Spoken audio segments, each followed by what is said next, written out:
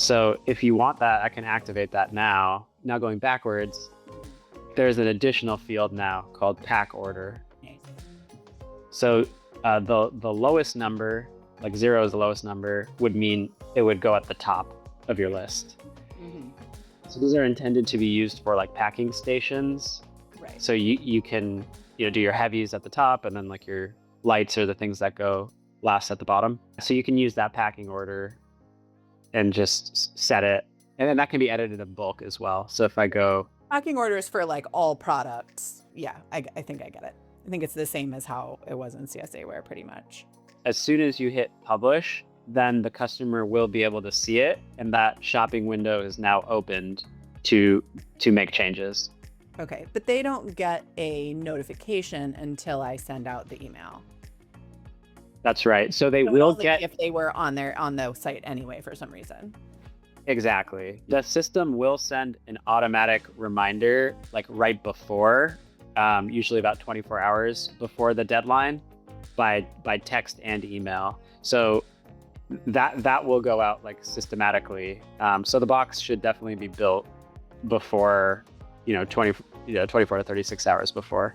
Right. And generally my rhythm is like I want the email, like the open order email, to go out Friday afternoons. That's perfect. Yeah, that's ideal.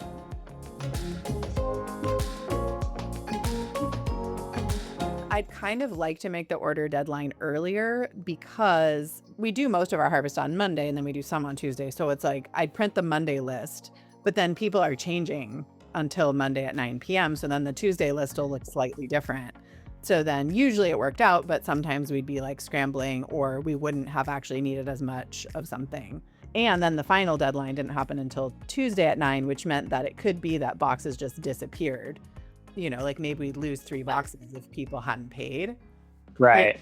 We'd harvested for that. You should set the deadline to be like the last moment you need the information, and avoid like the over-ordering, under-ordering, over-harvesting, under-harvesting scenario. You're already giving people the information for the weekend, which is when most people are going to go to the markets or do their grocery shopping.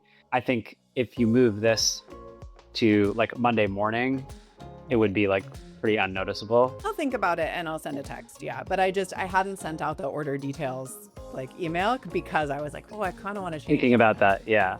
Thanks. Yeah. I would change it.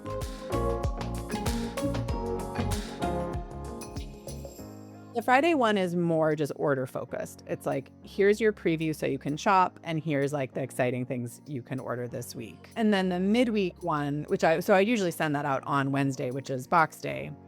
A little photo drop from the harvest. Yeah. Exactly. Farm news, recipes related to the box. Because I don't know, most people don't want to hold on to that email for 5 days until they get their box anyway.